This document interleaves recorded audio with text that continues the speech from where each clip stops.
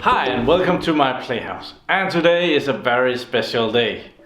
This is totally product placement. I have placed myself here so that you can see the product.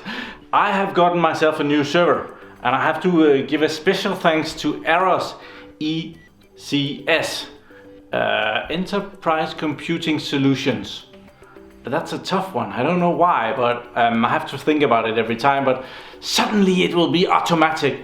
They gave me this for a really good price. We have just had Black Friday, and this Monday it's Cyber Monday, and I think they might have combined those two. I have for the very first time gotten myself a brand new server. And well, I have been teasing all of you guys on, I haven't been teasing you on Patreon. On Patreon, I told you what this is. On Facebook and Twitter, I just posted the picture of the box. And that was a very good solution. This was a trousers press. I like that one. So yeah, for pressing your trousers, like the ones they have at hotels, but it's not exactly true. This is the Lenovo System X, X3650 M5. It's not the current version of servers that they are really pushing out. It's the previous version of server, but it's still for sale. It's still new. They still deliver it. They are not going to do that very much longer, but I'm going to have my first own server with 3 years on-site next business day warranty. Awesome. So in this video, we're just going to get it out of the box and see what kind of a lucky bastard I was this time. It's embarrassing, but yeah. Let's see what's in the box. So I get to open brand new awesome boxes all the time at work, but it's a little bit special when it's your own box. So yeah, it has the big Lenovo brand. They kind of have all their brands named over here: Think System, Think Agile, Flex System, and System X. Think Agile we haven't really been across. That's like very big systems that they roll in total racks. But Think System, the next version of this server, which is the SR650, that's part of the Think System setup. Flex System we had in a previous video, that's the Flex Center as I call it, and System X is probably the one that is on the way out. That's the older IBM brand that, well, they are replacing that with the Think System. So, open sesame. I found this one. This is for opening red wine or wine, and I think it will do the job. I might be wrong. Well.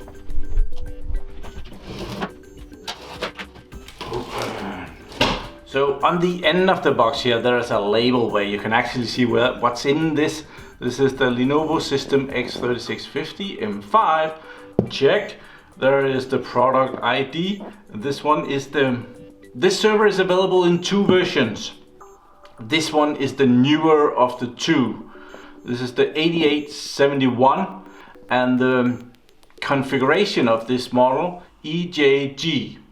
If you go into Google and punch that in, you will actually get a list of things that are in this server, what to expect. So how much RAM did it come with, what CPU did it come with, what RAID controller did they put in here, how many non-existing drives did they put in here. It's not in it. Drives are not included. They are almost never included in servers. So no drives. There's a serial number, there's a product serial number, which looks like it's just the product ID and the serial number combined.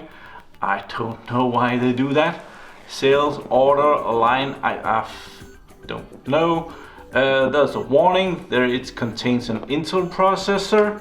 Customer use, there is the MAC address, there is the second MAC address. Would that be right? Yeah, probably. Down here is the have no idea, some kind of a UUID. And over here we have manufactured and warranted by blah blah blah blah blah. Cool. So as this server is actually available in two models, I think the first model was more or less the IBM model of this. And then when Lenovo took over the server division, well, they kind of made their own model of this, and this is Lenovo's model. So I'm expecting that this has a Lenovo badge on it in there, Lenovo branded. I did borrow an X3650 M5 from Lenovo like 3 years ago, and I did do 5 videos on it that are on my channel here somewhere. But this one is the other version, which I think is so similar that we wouldn't be able to see the difference actually, but we're gonna open it up anyway. Let's go see the web page for this. So this is the older model. This is the 5462 machine, and they do say down here that it has been replaced with the 8871, and they say up here that the 5462 was able to use the E5-2600 version 3 processors, and down here it says that the 8871 is able to use the version 3 and the version 4 of the E2600 processors. So the newer version can use both generations of processors, where that is more doubtful with this one up here. Have no idea if this can be updated to use the version 4, but I do know that there is a version 4 in my server here. Here's the server that I am unboxing, and this is Lenovo Press, and they have a lot of good information about these servers. There's pages and pages and pages of really well written explanations about what everything is. Different front panel, different configurations on the back, different ways of putting in hard drives and SSDs. It's an awesome resource for getting to know what your server can do. And well, this wasn't the best of pages. Let's see if we can get the other one. This is that one should be the online version. Yes, no, it's also just the PDF.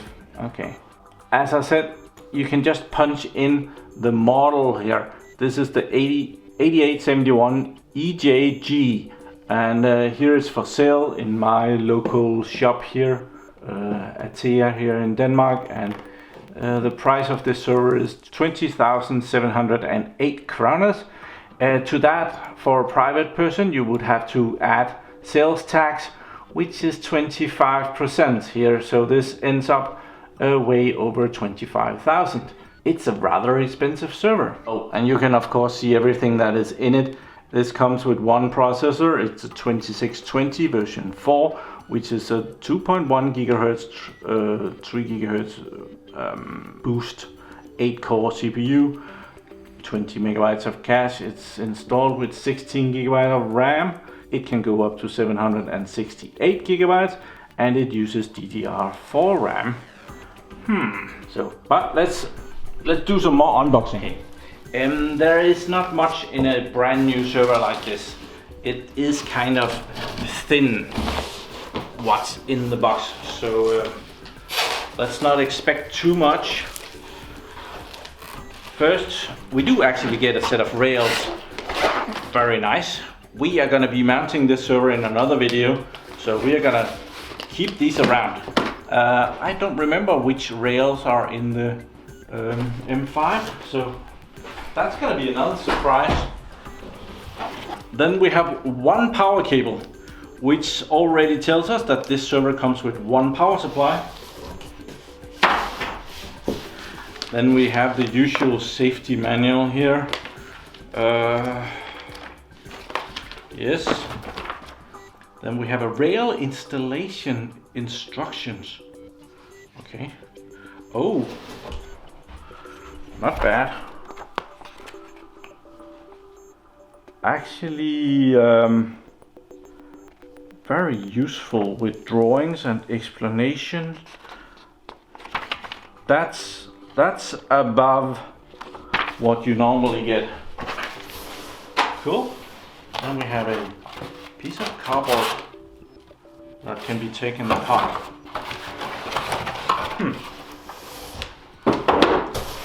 So, more cardboard, protective foam. Let's take that out.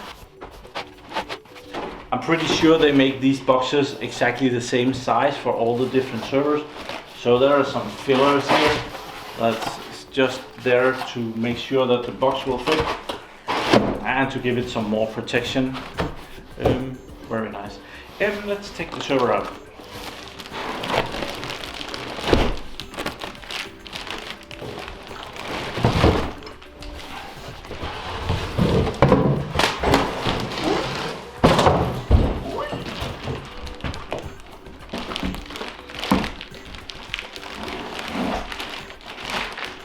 So as this is my own server, I'm saving the box because this is my precious.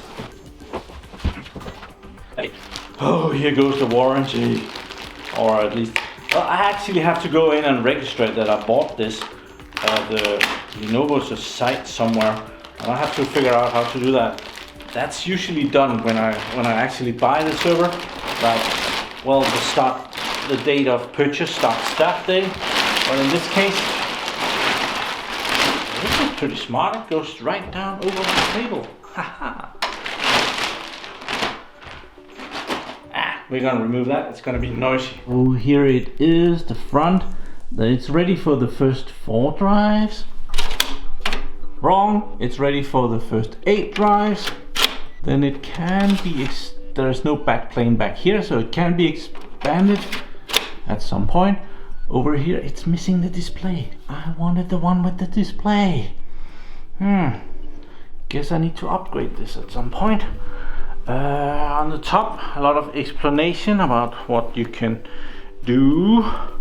Let's see, there is some RAID controller setup.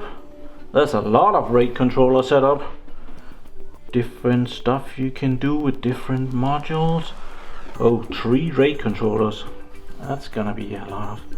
And there's even an explanation about LED light path panel. All the menus. How to put in CPU and an overview of the system board. Let's see the back. There's probably not that much back here. There is a little bit. There is that one power supply there. The IMM adapter, VGA connection, 2 USB 3 connectors, which is SS. That means that they are, when the server is powered, there will be power coming out of those USB connections, so they don't lose power if the server is off. Awesome.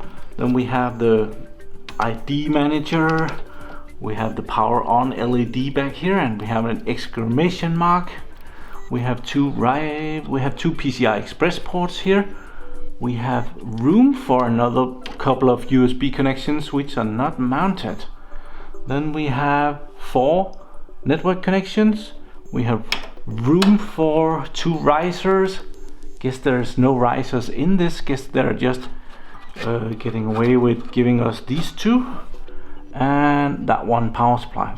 That's really not a lot. Let's open it up. Oh no, they have locked it. I didn't get a key. We'll have to hack it. Hacked. Okay, that's the inside of the server. It's very empty back here.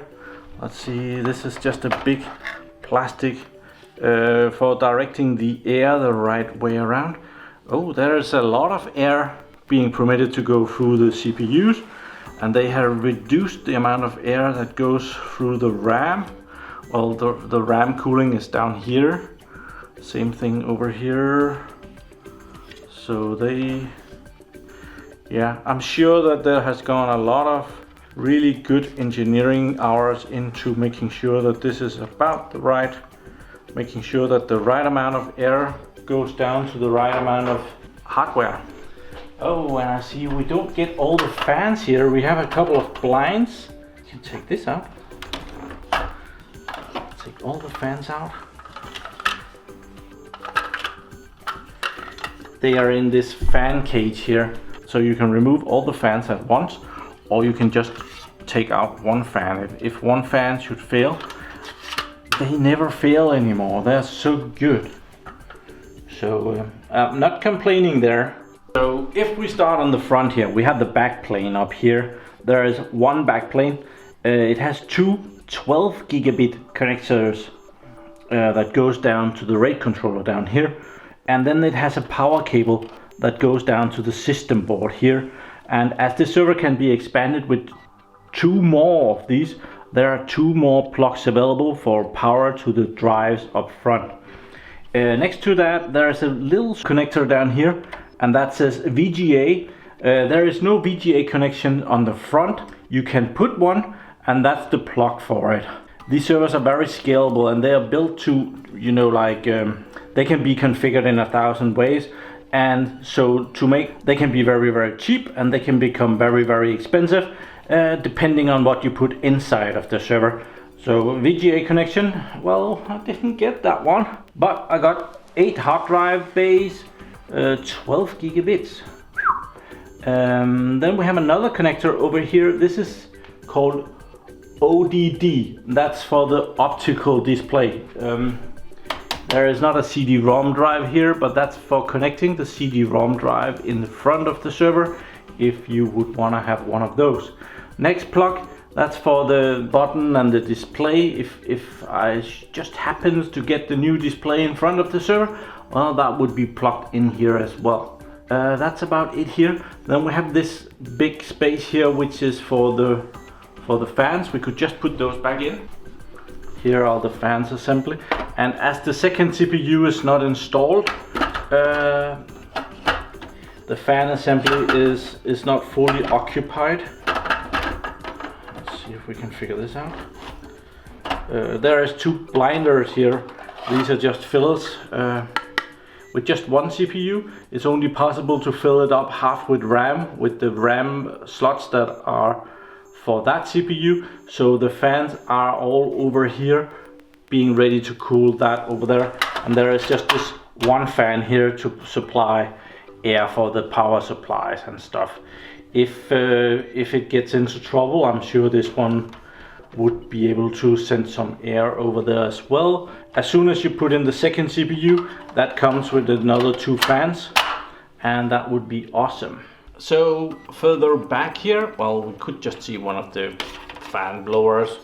Apparently it's an AVC 12 volt 1.2 amp ball bearing. Okay, goes in that way. Yeah, we have CPU and RAM as the next layer right next to the fan blowers, probably because that's where the most of the cooling is needed. So especially this one will blow directly into the CPU, and the same with this one. As soon as there's a CPU here, we have a fan blower blowing directly into this. This server uses the Intel XEON 2600 series, the version 3 and the version 4. It's equipped with 24 blocks of memory, 12 blocks for each of the CPUs. Maximum amount of memory is 1.5 terabytes of memory. That's 768 gigabytes for each of the CPUs. So with just this one CPU installed, the maximum amount of memory is 768 gigabytes. Further back, we come down. This is the RAID controller. This is a server RAID 5210 that is in here. You're able to expand this in multiple ways. There's a big connector here for a cache/battery card that can come on top of that. Really good RAID controller. 2 ports of 12 gigabits going up there. It's SAS connectors. Front USB port. They have removed a lot of connectors. This system board looks like it has been scaled down. Going further back, we have the CMOS battery. There we have some jumpers.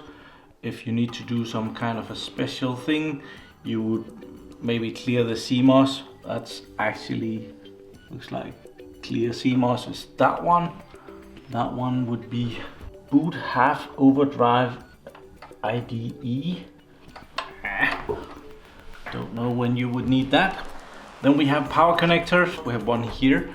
We have one here as well. I think you're not able to see that from that angle. Well, there are 2 8-pin connectors and an 8-pin connector like that one. is able to supply 150 watts. Then we have a internal USB connector for putting in a USB key that you can boot on. We have a serial connector, put a serial port out the back. There's a couple of jumpers down here for UEFI recovery. And we have some chipset drivers. There must be a graphics driver here somewhere as well. Down here is some, I think this is the IMM manager, and this is for the network cards, for the 4 1 gigabit connections that's coming out the back. Over here is a little spot for a card that can be mounted on top here. It says something about SD card. So probably you can put an SD card there, so you can boot off of a SD card. So up here in this corner there is some chips missing here, and I don't know what has been here, but they have taken something out of, well, they just didn't put it in the board. In here is the NMI reset switch, the 2 USB ports which were blinded off on the back. There's no connectors for it. Plus there are some chips missing here for using those USB ports. It's a really odd thing to not have those in. So down here we have one riser card. We have another riser card here. This riser is for the first CPU. This riser is for the second CPU. These 2 risers here, I would be hoping that they would be for the first CPU. Otherwise they're not going to be able to work without the second CPU. So I'm hoping the first CPU will be that riser card, and these 2 PCI Express 8s. It says down here that they are 25 watts. That's normal, and X8 is always 25 watts. The big X16s are usually 75 watts. And then we have extra power in these 8-pin connectors up here if something powerful like a GPU is needed in there. That brings us back here where there is actually a lot of space for PCI Express cards out the back. So here we can put in 3, here goes another 2, and here is for another 3. So that's quite a lot. That's a total of 8 ports. And then of course this internal one for the RAID controller, which is occupied though. If you take that out, there is no connections otherwise to connect anything, because down here there would have been a couple of connections, but they didn't put those in either. So as mentioned, this comes with a 16 gigabyte memory block. So we have that here. It's a Samsung block, DDR4 2400T, Lenovo branded memory block. So 2400 megahertz of memory speed. That's quite fast. That's nice. Compared to normal desktop computers and workstations, these heatsinks are tiny. That's because of the way they have engineered the airflow here. They have made sure that the airflow goes into the CPU. If you take an ordinary gaming PC, well, there's a very much bigger heatsink in there. But they haven't made sure that the airflow is as good as it is in a server like this. There's nowhere for the air to go except the way that they want it to go, which with this plastic thing here makes sure that the airflow goes into the CPU. And they have designed it so that the airflow can go into the CPU. The openings in the grills are that way, so you get the maximum airflow through the cooler here. Which is why they can do this small CPU cooler. I do believe bigger ones are available. So when you get the second CPU, it comes with a cooler and it comes with a couple of fans as well. This air muffler thing also have room for some batteries. There's some battery icons here that you can pop in some emergency battery. That's for the RAID controller normally. And it also gives me the information about that this is CPU number 1, that is CPU number 2, and the numbers for all the RAM blocks. Okay, so we didn't really get that great a look on the front here. The server has these ears which you release the server with, and there is the possibility of locking the server into place so that you can't pull it out as easily. The first 4 drive bays here.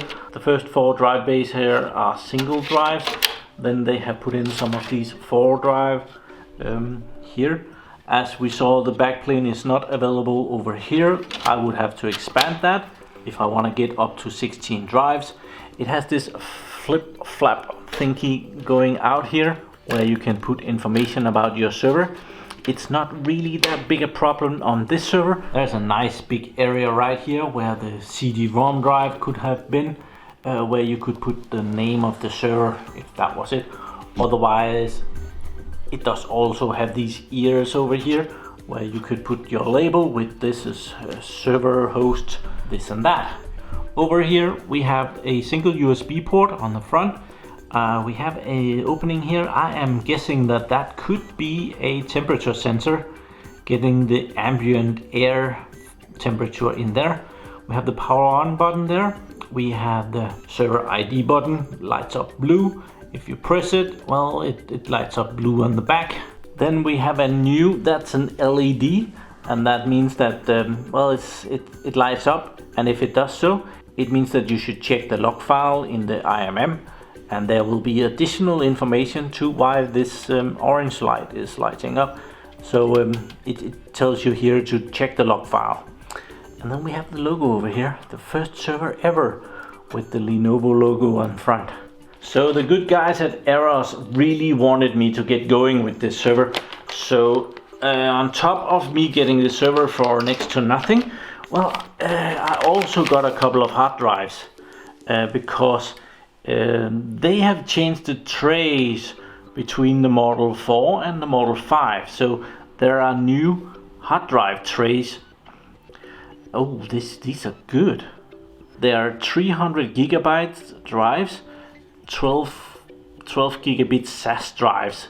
So we could just install those 6th of December 2016. So let's put those in. Take the first filler out. Okay. Oh, it's a new, okay. I did it wrong. So we can put that in. Awesome. And we have one more. See if that's the same one. 10,000 RPM. Didn't check that. Let's see if they're alike. We could just check the number down here. If they have the same number, they should be the same drive. They do have the same number. So 10,000 RPMs and 10,000 RPMs. Cool. And these are Toshiba drives, I see. It says down here Toshiba Electronics. Also, they have been watching my videos, and I was talking about Microsoft license. So I actually got a Windows Server 2016 Essential license here for a Lenovo server. So that's awesome. It has the code and everything. So I have a server operating system to put on that. Not as if I don't have server operating systems, but well, it comes with a server operating system. So the next generation of my favorite server brand and model, the X3650, which is actually the last one, because after that Lenovo renamed the brand, which I have actually also done videos on. But I'm going to be mounting this one in my data center in a very soon upcoming video, and we're going to be expanding this because 8 cores, 16 gigabytes of RAM, we can do better than that. Maybe the display over here would be cool to get. Second CPU, network cards. We definitely need some 10G connections in there. So do stay tuned. We're gonna be expanding this server, and at some point it will also become my 24/7 server, but I'm not gonna be doing that before it's kind of expanded enough so that I'm not planning on taking it down every second weekend to put in new stuff. 24/7 servers are the server that you don't mess with. It's the one that is in production and where the priority is secure and safe operation. And until the server is fully patched and I'm happy with it and I've been playing with all the stuff that I need to play with, it would be very foolish to make this my 24/7 server. But at some point it will be. Actually, the 24/7 server that is out there right now is the predecessor to this server, which is the X3650 Model 4. I think I had that over a year before that became my 24/7 server, just because I enjoy playing with that. I tried so many things on that server: RAM, GPU pass-through, well, a lot of good stuff before it actually became an in-production server. That's not the normal thing to do, but as I'm playing with so many things, well, it's the way that I do it here. In a real production environment, you would buy a server like that, and you would make sure that it had the right configuration from the start, and you would put it into production almost right away. You might actually want to run it up and see it working for a week before you took the old server out of production and put in the new server into production, just to make sure that it's kind of a burn-in test. We don't do that as much anymore as we used to. Good equipment like this usually works out of the box. Yeah, usually. So thank you very much for watching my videos. Please remember to give it a like, and if you haven't hit that bell thingy, that's just YouTube being stupid again. So hit the bell thing and subscribe to my channel so that you can see me again. Have a really nice day. Bye bye.